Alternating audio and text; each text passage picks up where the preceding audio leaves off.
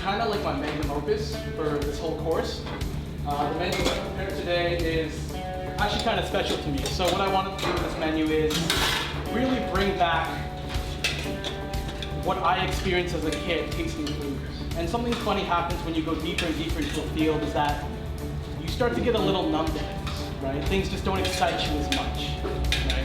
Especially with food. So what I wanted to do was really bring back that wonder and excitement with all these dishes that we bring here. I just wanted to say a huge thank you to everybody here, and especially you guys for coming. But mostly, Chef and these guys, because they took some crazy idea that I had and really make it a reality. And there's a lot of kinks to work out. We'll serve you in 5 minutes, and hope you'll enjoy the meal.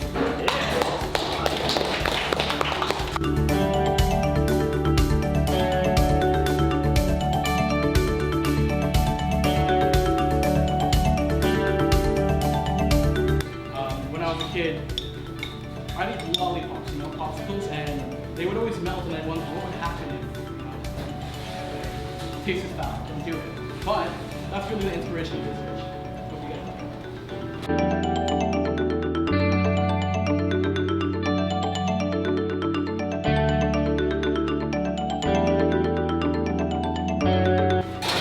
This next dish is titled Bites of a Place That I've Never Been.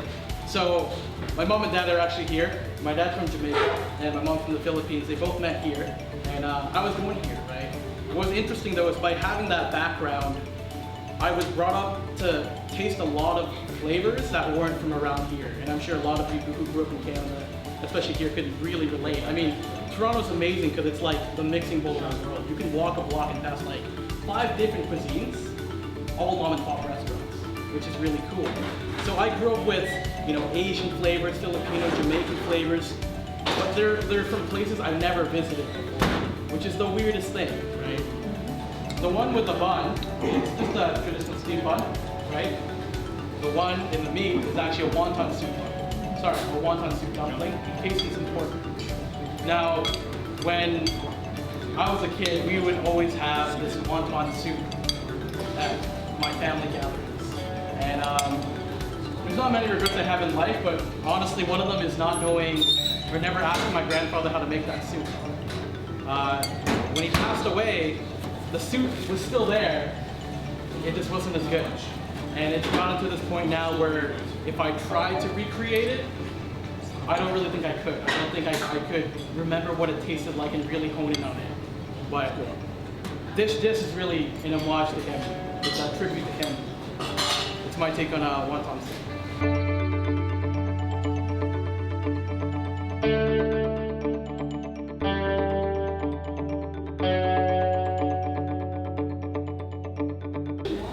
I'm really excited for this next dish.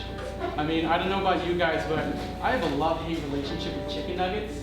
Chicken nuggets are like, they look so good, but they're just always dry. It's just never fun. So I figured, why don't I try to take on a chicken nugget, right? So one of the things that I had the privilege of learning under Chef Tony here is molecular gastronomy. We actually took a whole week. And for those who don't know, molecular gastronomy is where we take a look at ingredients on the molecular level and see how we can manipulate them to be other things, right? So one thing that we did this time is we took chicken thighs, we brined it for over, I'd say 24 hours, close to, right? And then we took it and we used transglutaminase, right, which is a protein binder, just a basic amino acid. We made a sheet of chicken thighs, and dark meat. We punched out some forms and then we deep fried it. So you should have a really tender chicken nugget. I'm really excited for this.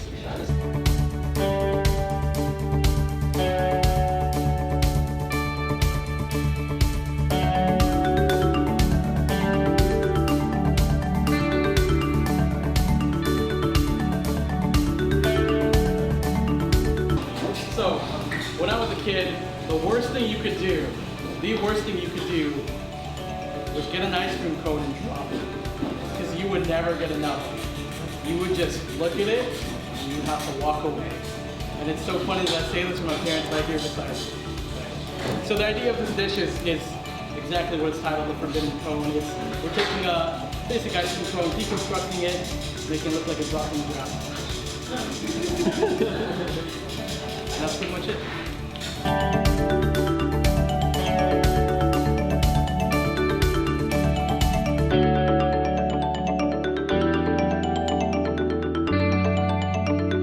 I'll say thank you all for coming.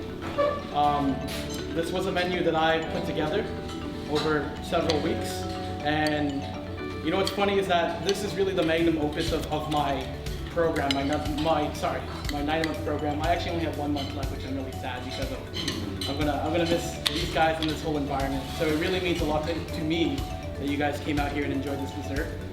Although I created this menu, I really can't take all the glory.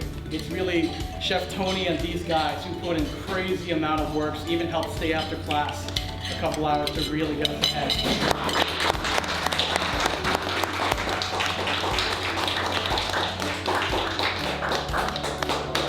You guys applauded. You're gonna have to applaud again. So I just wanted I wanted them to introduce themselves and tell you guys what they did. And you all can really recognize who put in the work for what. I'm Glenn. I actually worked on the chicken for this dish. Hi, I'm John. I did the waffles, the what's it called, glass for the dessert, and I just sort of helped round a little bit everything. Just wondered. You also created the delicious tweel, the batter. I'm Sharda. I worked on the second course, which is the steam bun. So it was the first time I ever made that. And then we did the pork dumpling, or the wonton dumpling, and that was actually an experiment for us. So we learned a few things doing that. And then we just helped with plating and stuff. Hi, I'm Alex. I built the terrine first course. Much of that course was a lot of you my pretty work. much did the whole first course. Pretty much a lot of the first course. Few minor elements on the other dishes as well, and then plating, execution. I'm Rochelle, and I help Chef Darren. He's a chef now, okay. Chef Darren. So for the second course with Sharda, we made homemade wonton. The one that's inside that bun, it's homemade. So we made that one. We made all those pickled ginger in the second course, and we made the tweel. So we help each other to make this one really successful. And last but not least, my chef, who, it's funny that we're right beside a fire station because he put out so many fires. Oh boy. Chef, please, take it away. Well, I just say the class does the most work. I mean, I'm here just to help them. They come up with the ideas, maybe hopefully guide them. My job is to teach them on the regular days. Their job is to execute this, and this is one of the best teams I've ever seen. So really is kudos to these guys. Awesome. Great job.